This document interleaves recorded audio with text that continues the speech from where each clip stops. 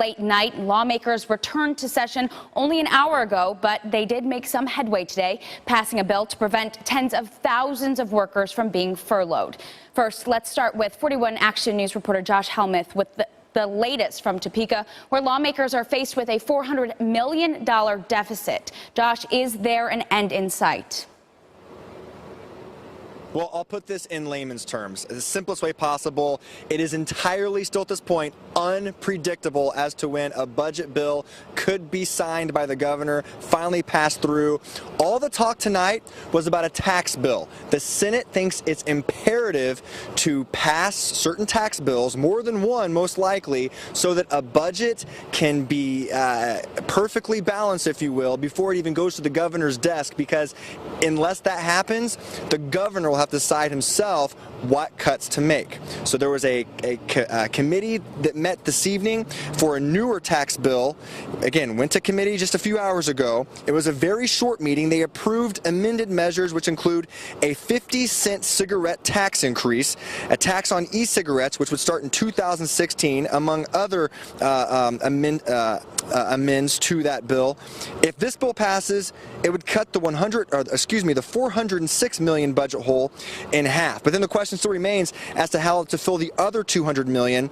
It'll likely take another tax bill that involves maybe income, sales tax increases, but they think increasing or starting a business tax, eliminating the business exemption tax in the state is imperative. That's from a representative I spoke with. When speaking with one senator in particular, he said, again, it's entirely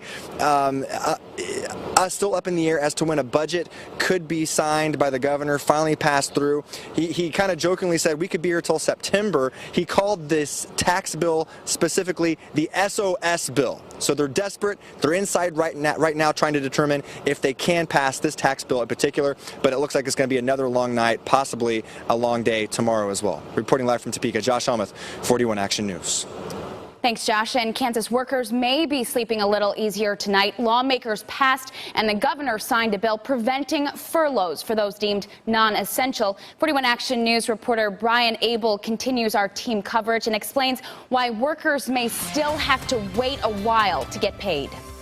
On the 5th hour of the 107th day of the legislative session, both chambers, the House and the Senate, agreed on something, passing a bill that prevents over 24,000 state employees from being furloughed. Under consideration of motions to concur or non-concur, the chair recognizes a senator from Butler County, Senator Masterson, on Senate Bill 11. The bill, called SB 11, designates all state employees as essential until sine die, the ceremonial end of the legislative session. It does not authorize pay for those who initially receive furlough notices. It does allow workers initially deemed non-essential a claim in back pay until a plan to deal with the $400+ million budget shortfall passes.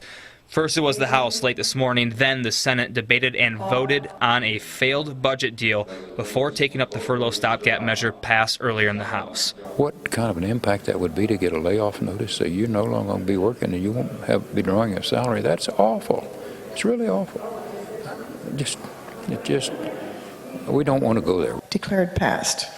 And they didn't, passing SB 11 before 4 p.m. Senator David Haley, who says the budget should have been dealt with back in January, tells us under ordinary circumstances, there's normally 10 days for the governor to review and to sign. With this being an extraordinary moment, Governor Sam Brownback announcing he will sign SB 11 immediately, saying workers should show up starting tomorrow, though payment for that work still hinges on a balanced budget. Now lawmakers have a new deadline for a budget deal, June 30th. This, as they've already made this session historic, the longest in Kansas's 155-year history.